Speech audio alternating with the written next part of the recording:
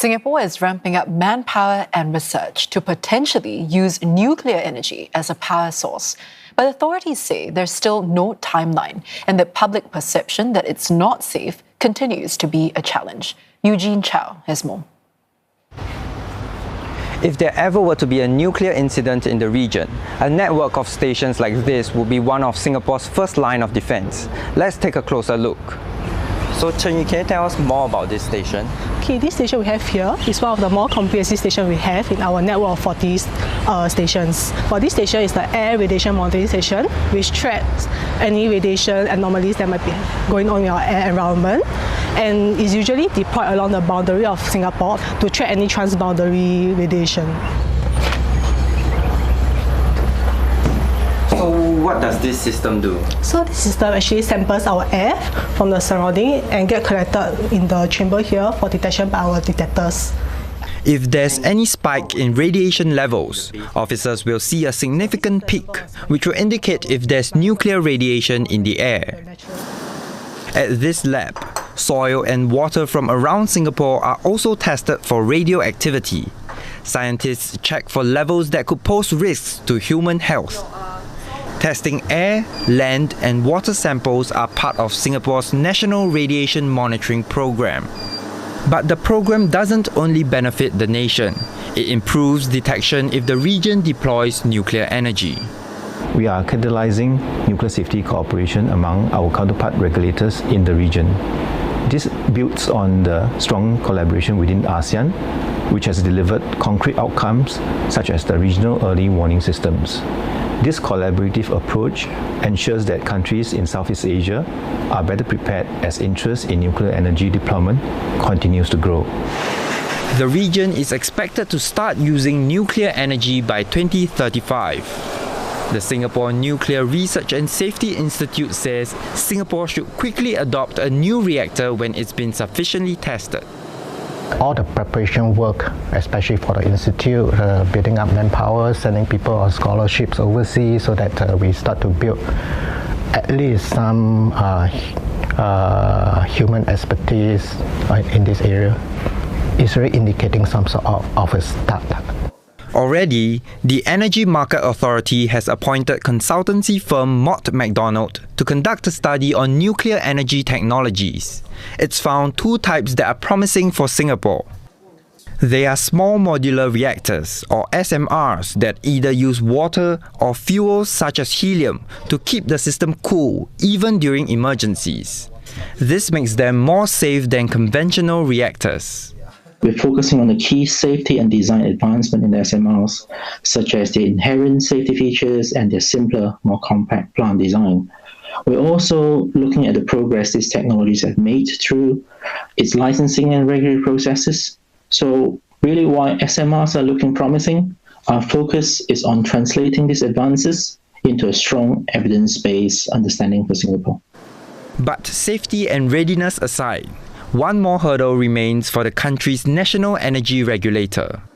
Nuclear energy is an emotive subject, so we have to take into consideration the public's understanding and the confidence in the technologies that will be deployed.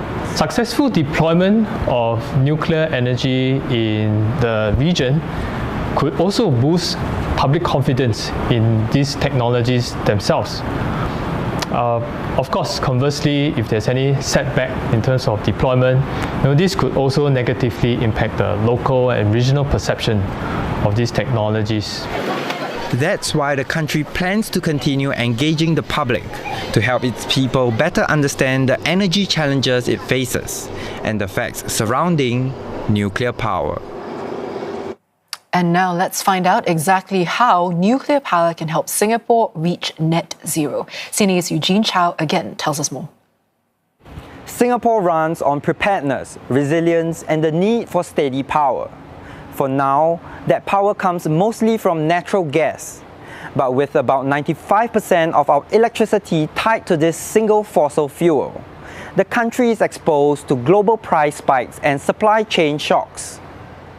As the climate crisis intensifies and energy needs grow, the pressure is rising to find cleaner, steadier alternatives.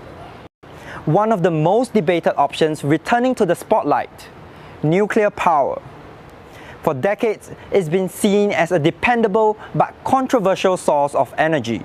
Conventional reactors are enormous, producing over 1,000 megawatts, and often take close to a decade to build. But nuclear tech is evolving. The headlines today aren't about old mega plants, but a new generation of reactors designed to be smaller, safer, and faster to deploy. Enter small modular reactors, or SMRs, compact next-gen nuclear systems built with land-scarce nations like Singapore in mind. At the heart of nuclear energy is fission, the splitting of a heavy atom, usually uranium-235. When a free neutron strikes the uranium nucleus, the atom splits into two smaller nuclei. A tiny fraction of its mass is converted into a large amount of heat. Crucially, the split also releases 2 or 3 more neutrons. These can hit other uranium atoms, triggering a chain reaction. A self-sustaining process that continues as long as enough fuel and neutrons remain. That heat turns water into steam, driving a turbine to generate electricity, much like coal or gas plants, but without carbon emissions at the point of generation.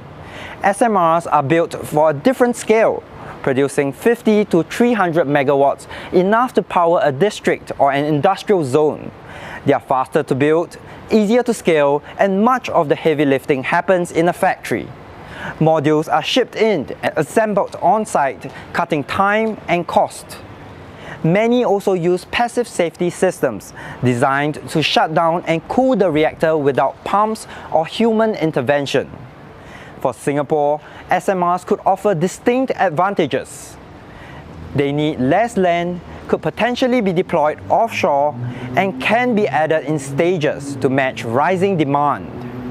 They can also provide heat for desalination, hydrogen production, or other industrial processes.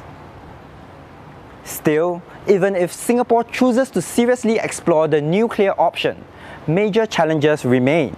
These include public perception, nuclear waste management, and the need for updated regulations and oversight. Around the world, SMRs are already operating in Russia and China, with projects advancing in the United States, Canada, and the United Kingdom. With rising energy needs and limited space, Singapore must think smaller and smarter. Land is tight, demand is growing, and conventional solutions don't always fit our scale. Small nuclear may be more than just viable. It may be the option that aligns with Singapore's constraints and supports the nation's long-term net zero ambitions.